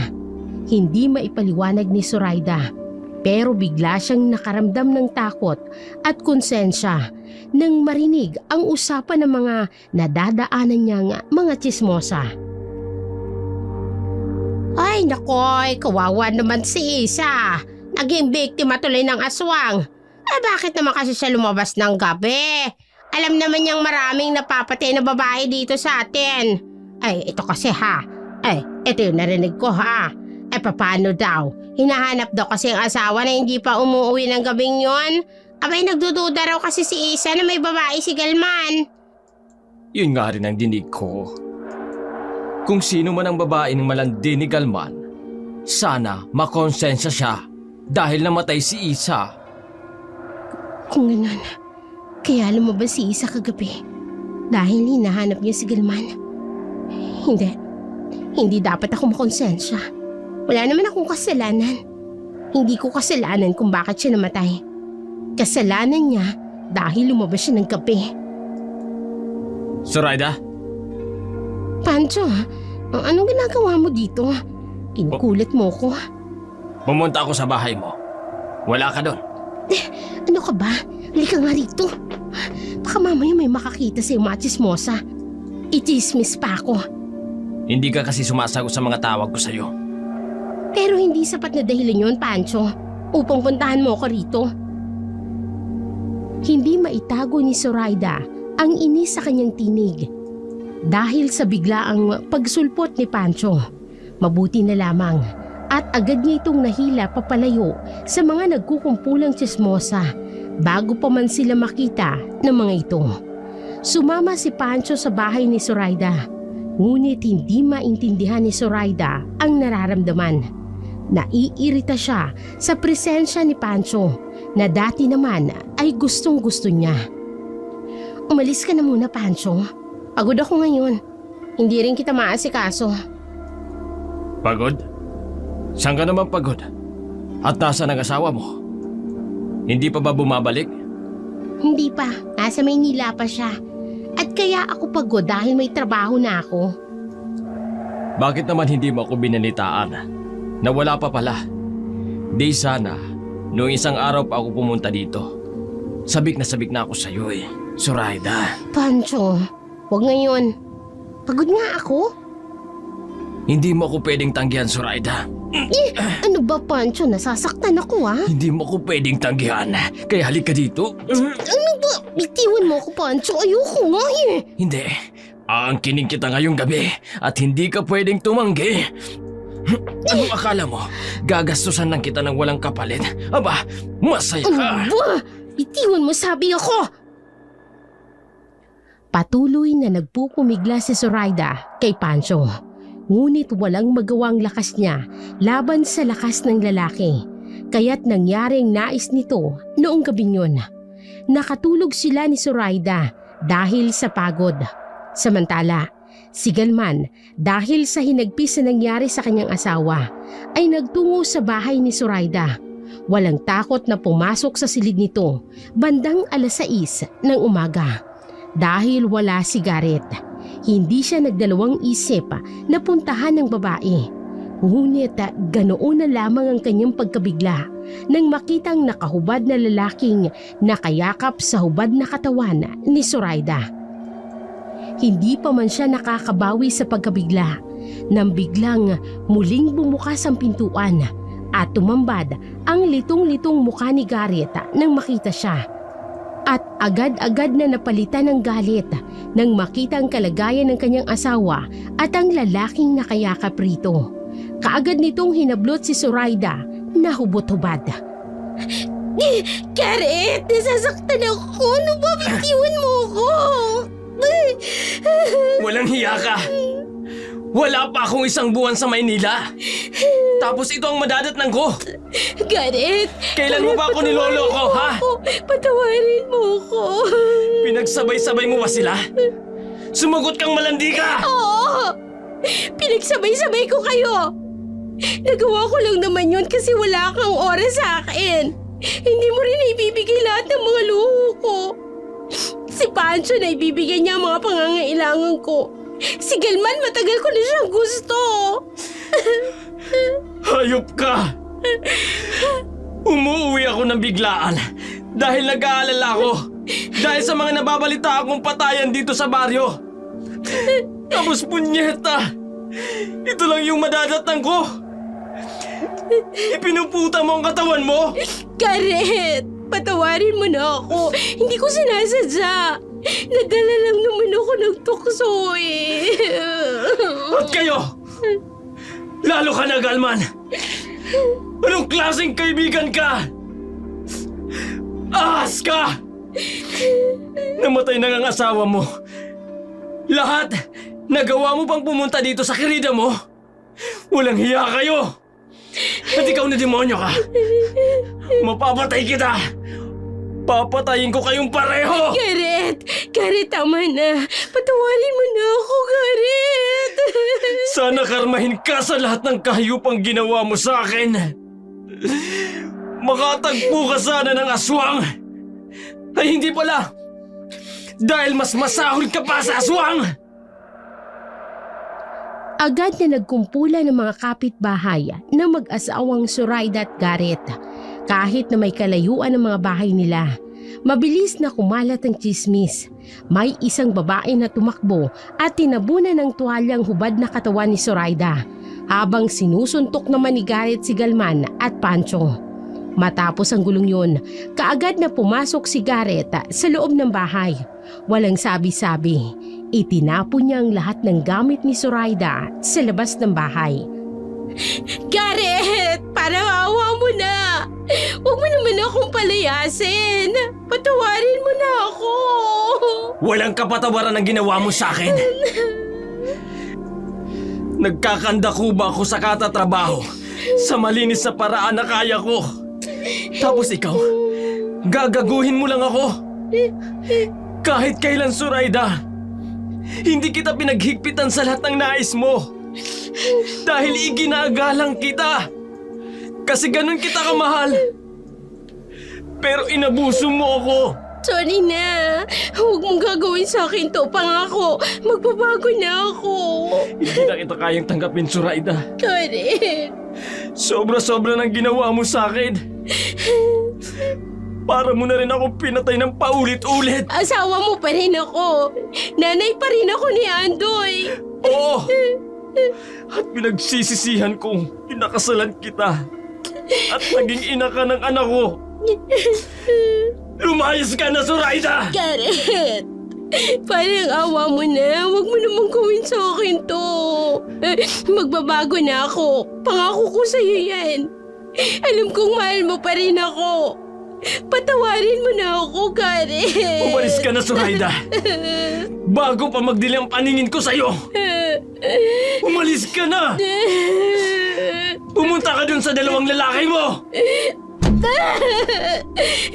Garrett! Garrett, patawarin mo na ako! Garrett! Ngunit bingi si Garrett sa pagmamakaawa ni Zoraida. Kaya wala na siyang nagawa kundi ang tipunin ng mga nagkalat niyang damit sa bakuran. habang pilit niyang binabaliwala ang masasakit na salitang ibinubulong at inuusal ng mga ososero sa paligid. Sa mga oras na yun, wala nang ibang mapuntahan si Zoraida kung hindi ang bahay ng mga De La Fuente. Nabigla pa si Gwyneth nang makita ang itsura ni Zoraida. Nakabalabal lamang ito ng tuwalya, may dalang kumpol ng damit, walang suot na tsinelas, magulong-magulong buhok at umiiyak ng walang patid. Pinalayas ka ng asawa mo? Opo, nag-away po kasi kami. Hindi niya ako kayang patawarin. Palagi naman siyang ganun eh. Palaging siyang tama. Kawawa ka naman pala. Huwag kang mag-alala. Pwede kang mag-stay-in dito, ha? Total ay aalis ako, ha? Mas mabuti nang narito ka para may kasama si Alejandro, ha? Lalo na't hindi niya pa kabisado ang baryong nito, ha? Naku, ma'am. Maraming salamat po. Hindi ko po talaga alam kung saan ako pupunta ngayon, eh. Ayoko rin namang umuwi sa mga magulang ko dahil nakakahiya. Ayoko pong maging pabigat sa kanila. Huwag kang mag-alala. Welcome ka dito sa bahay. Dalhin mo na yung mga gamit mo sa maid's quarter. Maraming salamat po, ma'am. Tuwang-tuwa si Zoraida. Pinalayas man siya ni Garrett, ay may napuntahan naman siya. Lalo siyang natuwa sa isiping aalis ang kanyang among babae. Ibig sabihin, masusolo niya si Alejandro. Sa isip ni Zoraida, gagawin niya ang lahat upang maakit ang gwapong amo. Alam niyang hindi ito makatatanggi sa kanyang alindog, gaya ng mga lalaki sa buhay niya. Kinabukasan, maagang umalis si Gwyneth patungong airport. Babalik daw ito mula sa Spain makalipas ang 1 linggo. Kaya naman, labis ang tuwa ni Zoraida. Pagkaalis ni Gwyneth, agad siyang nagpalit ng damit at isinuot niya ang pinakamaiksi niyang short at isang hapit na sando. Sakto namang ganoon ang ayos niya nang bumaba si Alejandro para kumuha ng tubig sa ref. Kita ni Zoraida kung papaanong hinagod siya nito ng isang malagkit na tingin. Ay, sorry sir. Nahulog ko po yung kutsara. Ako nang kukuha. Po? Etong kutsara, Zoraida. Salamat po, sir. Ay, grabe. Napakagwapo niya talaga. At sobrang bango. Baka matunaw ang mukha ko sa katititig mo, Zoraida. Sorry, sir. Pero, huwag po sana kayong magagalit. Pero ang gwapo niyo po talaga. Ikaw din naman, Zoraida. Napaka-sexy mo. Nasisexihan kayo sa akin? Lalaki ako, Zoraida. Alam ko ang ginagawa mo. Lalo't wala dito ang asawa ko. Hindi po kayo galit. Bakit naman ako magagalit?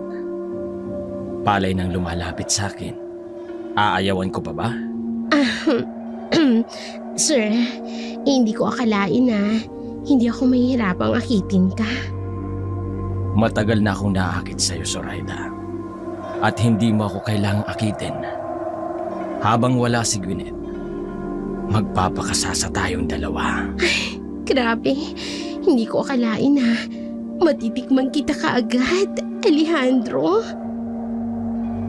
Hindi makapaniwala si Zoraida sa bilis ng mga pangyayari. Dinala siya ni Alejandro sa guest room, ngunit hindi ito tulad ni na Pancho at Galman.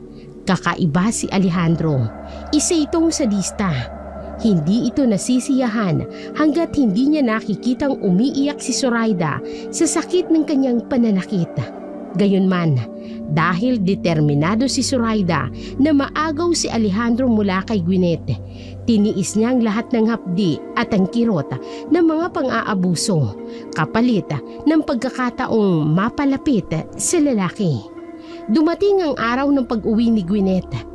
Hindi maiwasan ni Zoraida ang makaramdam ng matinding selos, lalo na sa pag-aalaga ni Alejandro sa asawa na tila ba isang reyna si Gwyneth na hindi maaaring malagusan o mapagod man lang.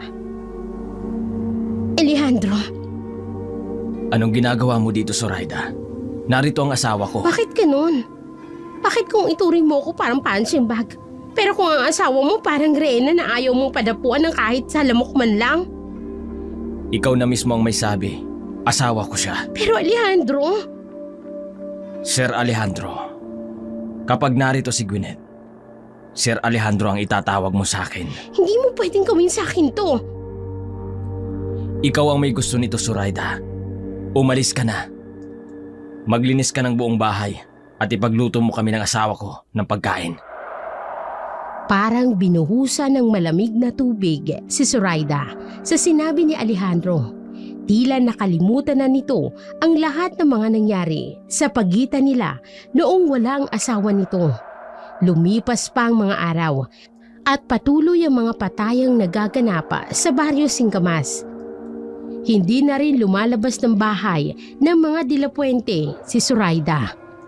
Bukod sa usap-usapan siya ng mga tao, natatakot din siyang mabiktima ng aswang na di umano'y gumagala sa paligid. Isang umaga, habang nagluluto ng agahan si Zoraida, bigla siyang naduwala sa amoy ng niluluto. Agad siyang tumakbo sa banyo at doon nagsuka. Ano ba nangyayari sa akin? Bakit ako nasusuka? Teka, tama. Halos isang buwan na pala akong delay sa regla ko. Ibig sabihin, baka buntis ako. At sigurado akong si Alejandro ang ama nito. O kahit na hindi siya, wala akong pakialam. Dapat mapanagot ko siya sa pagbubuntis kong ito para mahututan ko siya ng maraming pera.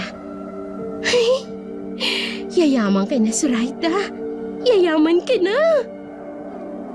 Masayang masaya si Zoraida sa isiping buntis nga siya sa anak ni Alejandro. Hapon na ng araw ng yun nang bumaba si Alejandro sa kusina. Kaagad siyang sinalubong ni Zoraida. Anong kailangan mo, Zoraida? May kailangan kang malaman. Tungkol saan? Buntis ako, Alejandro. At ikaw ang ama. Oo, Yan lang ang reaksyon mo? Oo? mabuti naman at buntis ka. Tsak na matutuwa si Gwyneth. Sandali. Bakit matutuwa si Ma'am Gwyneth? Hindi ba dapat magalit siya at hihiwalay ang kanya?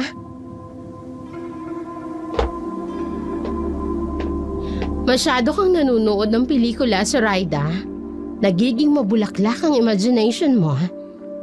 Ma'am Gwyneth, hindi ka galit? Hindi. Bakit naman ako magagalit? Kung matagal na namin gustong magkaanak nitong si Alejandro. Ibig sabihin, alam mong may namamagitan sa amin? Oo, Zoraida. Katunayan, siya pa nga ang nag-utos sa akin na patulan ka. Ano? Oo, Zoraida. Matagal ka na naming minamanmanan. Alam namin na pakangkangkang uri ng babae. Kaya hindi kami mahihirapan sa'yo. At hindi nga kami nagkamali. Inakit mo kaagad ang asawa ko. Pinagplanuhan niyo ang lahat? Kung ganun, may karapatan ako bilang ina ng anak namin ni Alejandro. Kung ano ang magiging karapatan ng anak ko, dapat ganun din ako. Oops! Mukhang pera ka talaga, Zoraida. Huwag kang mag-alala. Simula sa araw na ito, aalagaan ka na namin. Oh, ano? Alejandro, mi amor, dalhin mo si Zoraida sa ating private room. Doon siya mananatili. Halika na. Sandali! Ano ba? Saan mo ba ako dadalhin, Alejandro? Ano ba? Hindi alam ni Zoraida kung bakit, pero bigla siyang kinabahan. Lalo na nang hilahin siya ni Alejandro papasok sa isang malaking pintong kulay itim. Makapal na kahoy ang pinto na hindi niya tansya kung yari sa Nara. Pagkapasok nila, agad siyang sinalubong ng malamig na hangin at isang kakaibang amoy. Sa loob ay nakahilerang mga estante at mga dividers na may mga glass jar na may lamang tila may kakaibang likido. At sa loob ng mga ito, mga lamang loob na hindi niya matukoy. Doon na sumiklab ang matinding takot sa dibdib ni Zoraida, lalo na nang ipasok siya ni Alejandro sa isang kulungang yari sa salamin. Doon na siya nagmamakaawang pakawalan ni Alejandro. Alejandro, pakawalan mo ko rito. Parang awa mo na. Huwag mo akong ikulong dito. Ito na ang magsisilbi mong tahanan, Zoraida. Hanggang sa makapanganak ka. Hindi niyo ako pwedeng ikulong dito, Alejandro. Labag ang ginagawa niyo ito sa batas. Ididimanda ko kayo sa oras na makatakas ako rito. Alejandro! Ay kung makakatakas ka pa, Zoraida. Huwag kang mag-alala. Sa oras na makapanganak ka na, isasama na namin sa aming koleksyon ang mga lamang loob mo. Ano? Ibig sabihin, ang mga laman ng glass jar na yan ay... Oo, Zoraida. Mga lamang loob ng tao. Gusto mo bang malaman kung kani-kanino ang mga yan? Hindi! Hindi! Kay Beth na anak ni Tonyo. At kay Isa. Na asawa ng kalaguyo mo. Na kumpare mo. Tama na! Mga walang hiya kayo! Mga aswang kayo! Oo, Zoraida. Mga aswang kami. At sa oras na mapatunayan na anak ko ang dinadala mo, maswerte ka. Kapag hindi, kakainin ka namin ni Gwyneth kasama ng bata sa sinapupunan mo. Ano? Hindi makapaniwala si Zoraida sa kanyang natuklasan.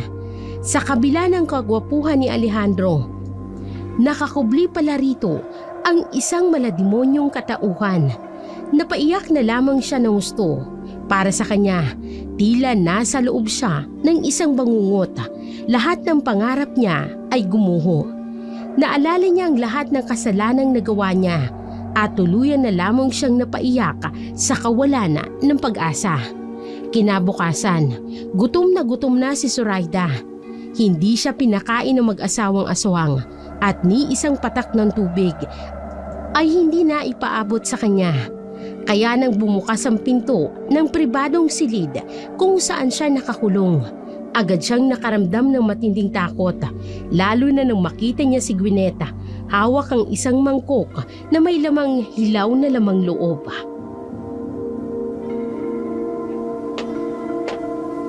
Kumusta ka, Zoraida? Gwyneth, pakawalan mo na ako rito. Ang lakas naman ng loob mong utusan ako, ha? Well, dinalang kita ng pagkain dahil alam kong gutom ka na. Nasaan ang pagkain? Hayan ang pagkain mo. Preskong atay, dugo at puso ng tao. Hindi, ayoko. Hindi ako kakain ng mga yan. Hindi ako aswang na katulad ninyo. Wala kang magagawa, Zoraida. Kapag hindi mo kinain ng mga yan, mamamatay ka sa gutom. Mas gugustuhin ko pang mamatay sa gutom kesa kumain ng mga yan. Ang tigas ng ulo mo. Kakainin mo o isasalampak ko sa lalamunan mong mga ito. Ayoko, Gwyneth. Ayaw mo, ha? O yan, kainin mo lahat. Napakangkang ka. Kainin mo!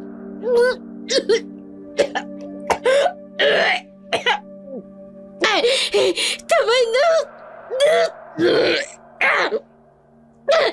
At itong preskong dugo, inumin mo ng ganito!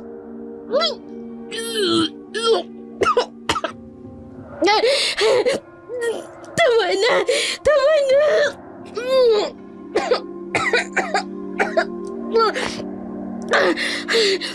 Ayan, edi nakakain ka rin. Ang ate mo, ha? Akala mo kung sino ka. Ambisyosang malanti na pakangkang na babae. Sobrang kati mo. Tinaig mo pa ang hikat. Fosconasora. Alam mo ba ang ibig sabihin nun? Malandi, hikat, gold digger. Alam kong malandi ako at naghahangad ng kayamanan. Pero hindi mga aswang na katulad ninyong masasama. Pumapatay kayo ng mga taong walang kalaban-laban. Ngayon nagmamalinis ka. Pareho lang naman tayo, Zoraida. Kami aswang dahil sa tawag ng kalikasan. Ikaw ay isang uri ng aswang dahil inaaswang mo ang asawa ng iba. Pero hindi pa rin sapat yun upang gawin mo sa akin at sa iba pa ang lahat ng kademonyuhan mo. Sapat, Zoraida. Dahil isa kang anay na naninira ng pamilya. Hindi mo kayang dalhin ang kati mo, kaya ipinapakamot mo sa iba. Wala kang delikadesang babae. Esuna puta!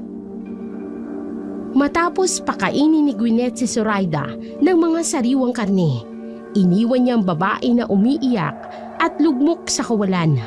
Wala nang ibang nagawa si Zoraida kung hindi tanggapin ng kanyang sinapit ang maging bihag at alipin ng mag-asawang aswang.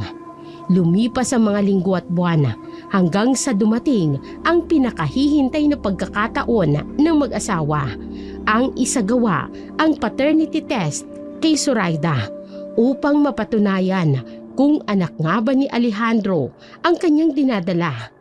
Matapos gawin ang pagsusuri, pansamantala siyang iniwan sa kama sa kanyang mahina at lupaypaya na kalagayan. Ngunit sa kabila ng kanyang panghihina, pinilit ni Zoraida na tumayo at pilit na lumabas mula sa silid na yun. Kailangan kong makatakas sa bahay nito.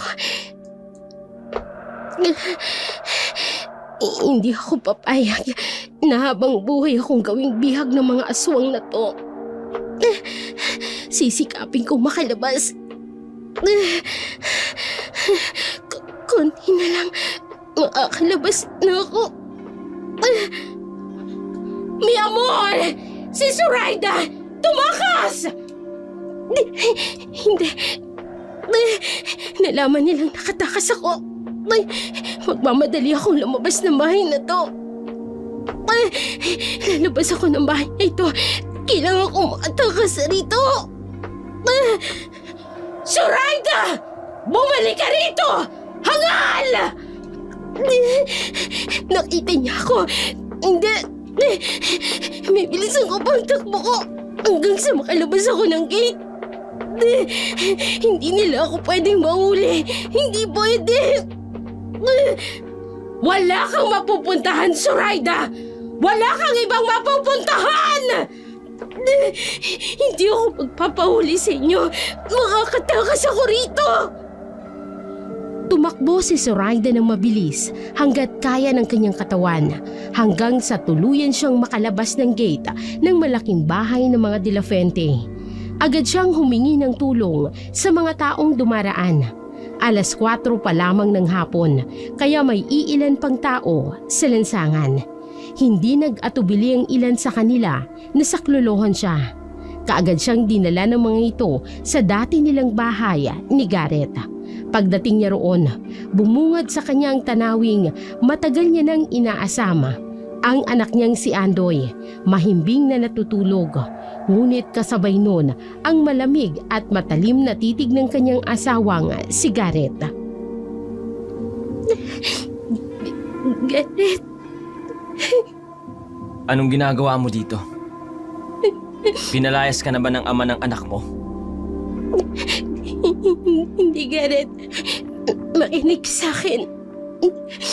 Biniyag ako ng mag-asawang aswang.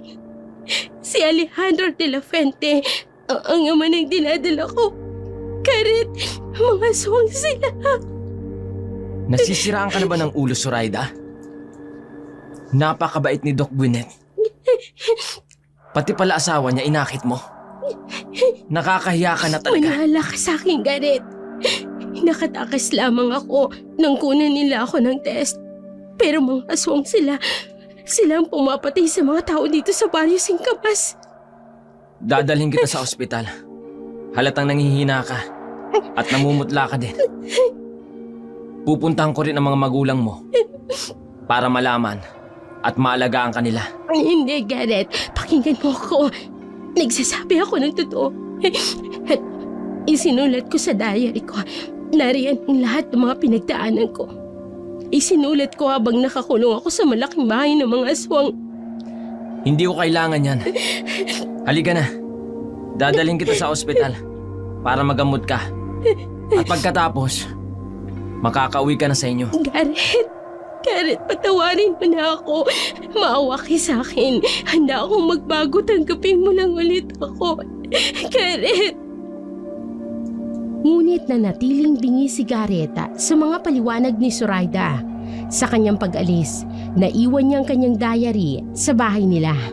Samantala, dinala siya ni Garrett sa ospital upang magamot ang kanyang mga sugat at malagyan ng dextrose. Ayon sa mga doktor, dehydrated si Zoraida at kailangan ng agarang lunas. Ngunit halos tumigil ang kanyang paghinga sa takot nang bumukas ang pinto at pumasok ang isang doktor na kilalang kilala niya. Si Gwyneth. Nakangisi ito sa kanya. Isang ngising waring galing sa mismong impyerno. Ikaw, bakit ka narito? Lumayo ka sa akin. Aswang ka! Zoraida, sabi ko naman sa iyo, hindi ka makakatakas. At ang tanong mo kung bakit ako narito, dahil dito ako nagtatrabaho. Hindi, uuwi na ako sa amin. Lumayo ka sa akin. Tulong! Shhh! Huwag ka maingay. Baka sabihin nila may ginagawa akong masama sa iyo. Dahil totoong meron kang ginagawang masama sa akin. Aswang ka. Magbabayad kayo sa lahat ng kasalanan ninyo ni Alejandro. At sa tingin mo, sinong maniniwala sa isang katulad mo? Salita mo? Laban sa salita ng isang respetadong doktor na tulad ko. Hayop ka, Gwyneth. Hayop ka. Tulungan niyo ako. May aswang dito. Siya ang pumapatay ng mga tao sa Barrio Singkamas. Tulong! Dok, kailangan niyo po ng tulong? No need, nurse. I can handle her. Hindi. Tulungan mo ko. Aswang siya. Aswang sila ng asawa niya. Please, huwag ka umalis. Tulungan mo ako rito.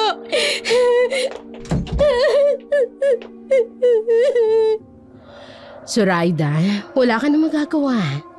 Tanggapin mo na ang kapalaran mo na magiging palayan ka ng mga aswang. At ang anak mo kay Alejandro ang simula. Hindi, ayoko. Mga hayop kayo. Ito naman ang gusto mo, hindi ba? Ang magpapalit-palit ng mga lalaki. Ay, Zoraida. Minsan kasi matuto kang maniwala sa karma. Napakabait ang asawa mo. Sinayang mo lang dahil sa ambisyon at sa kati mo. Pinagsisisihan ko na ginawa ko kay Garrett. Pero huli na, Zoraida. Hindi ka natatanggapin ng asawa mo. Pero huwag kang mag-alala. Malapit ka ng mga anak.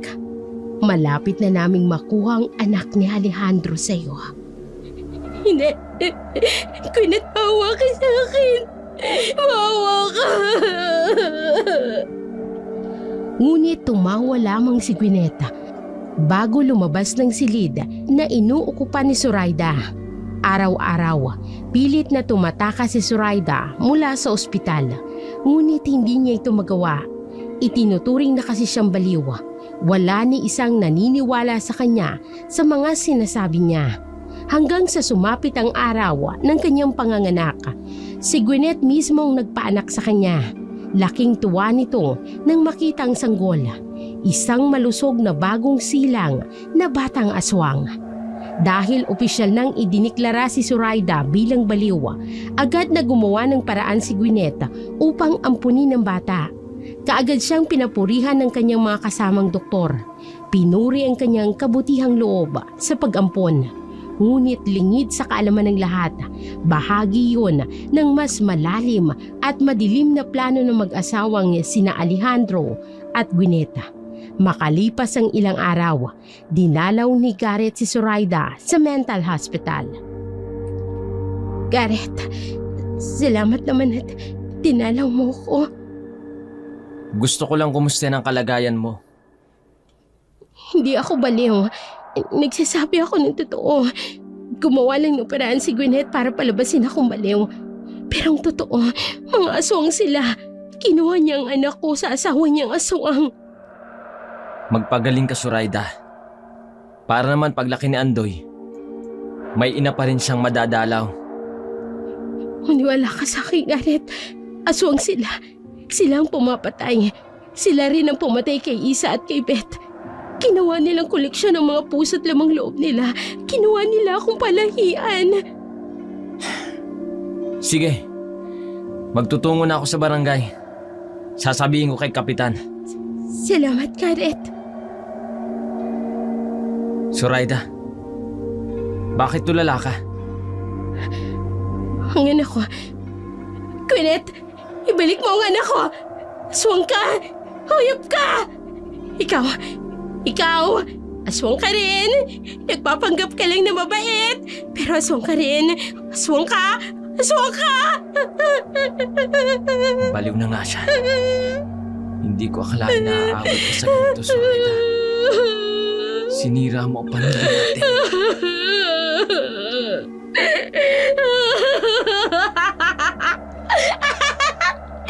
Bakit ba ayaw mo maniwala?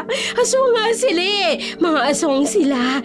Gusto ko lang naman ng mga bagay ng katulad kay Isa eh. Maraming make-up, pera.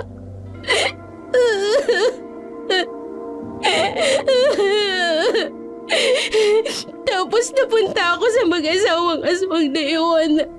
Pinakain nila ako ng lumang loob ng tao. Araw-araw.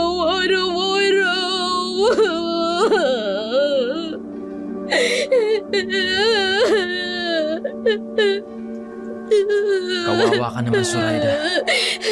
Nakakaawang sinapit mo. Pero huwag kang mag-alala. Aalagaan ko ang anak natin na si Andoy.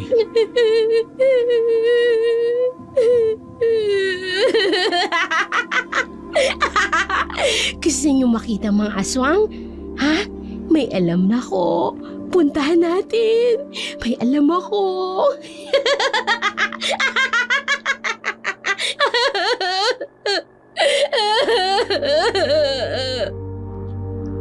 Awa at matinding pagkahabag ang naramdaman ni Garrett para sa kanyang asawang si Zoraida. Wala nang dati nitong ganda at sigla. Tuluyan na itong nawala sa katinuan. Bagamat minsan ay nakakausap pa rin niya ito ng matino, agad din siyang bumabalik sa deliryo at pagkabaliw. Lumipas ang ilang araw, nagkagulo ang buong baryo Singkamas dahil sa matinding amoy na nagmumula sa bahay ng mga Tilafente. Dahil dito, napilitan ng mga opisyal ng barangay na pasukin ang naturang bahay. Laking gulat nila nang matagpuan ang mga bangkay ng tao na mga walang lamang loob. Sa kanilang palagay, ang ilan sa mga ito ay maaaring galing pa sa mga karatig baryo. Wala na rin ang mag-asawang doktor. Tila ba tuluyan na nilang inabandona ang kanilang tahanan. Muling naalala ni Garrett ang mga sinabi ni Zoraida. Ay Garrett, alam mo na ba ang balita?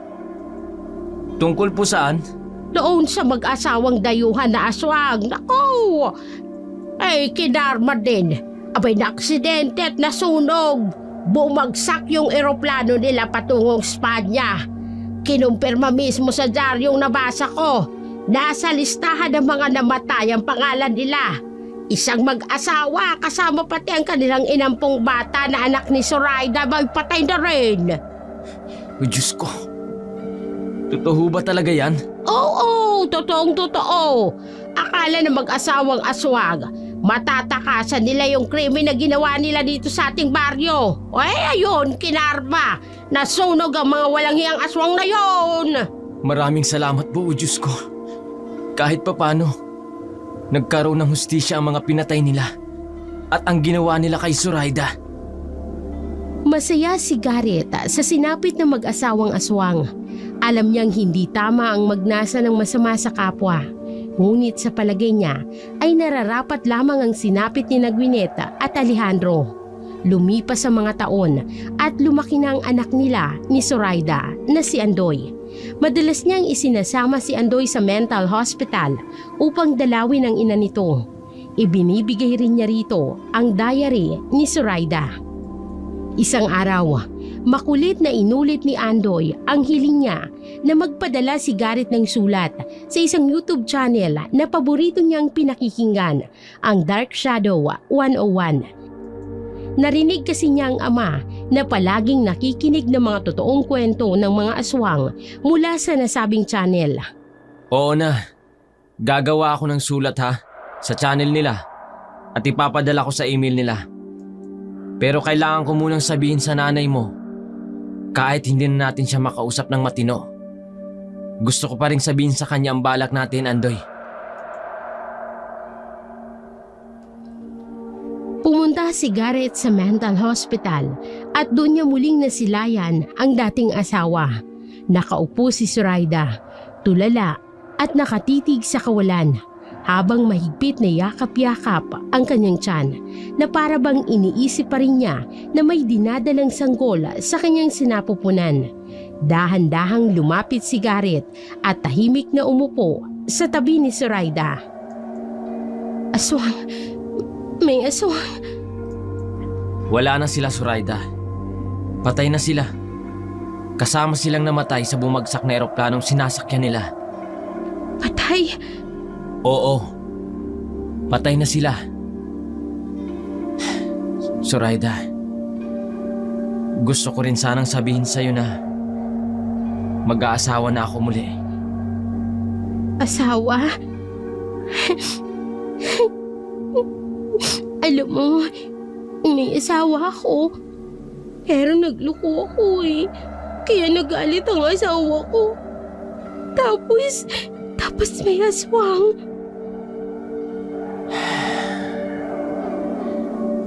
Pinapatawad na kita, Zoraida. Magpagaling ka para muli ka makabangon at maayos mo ang sarili mo. Gusto ko pa rin na makita ka ni Andoy. Kilit sa akin ng asawa ko. Humingi ako ng tawad sa kanya. Pinapatawad na kita. At huwag kang mag-alala. Mahal na mahal ni Helena si Andoy. Katunayan, mahal na mahal din siya ng anak natin. Hindi nga sila mapaghiwalay na dalawa Zoraida, hinihiling ko sa Diyos na sana tuluyan ka ng gumaling. Sinira ko ang pamilya ko.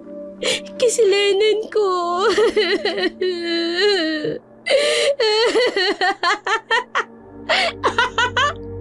Tapos, nakakita ko ng mayaman.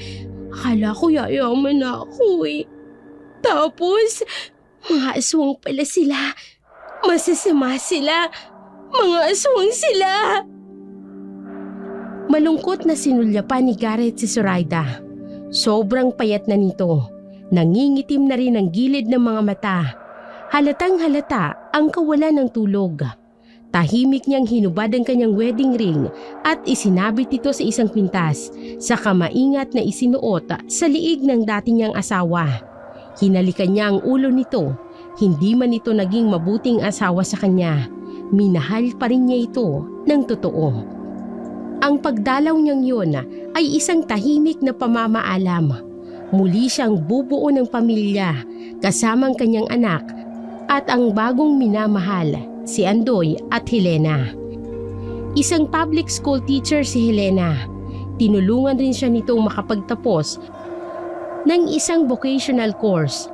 Dahil dito, may maayos na siyang trabaho at nakapagpatayo na rin ng isang maliit na vulcanizing shop sa harap ng kanilang bagong renovate na bahay.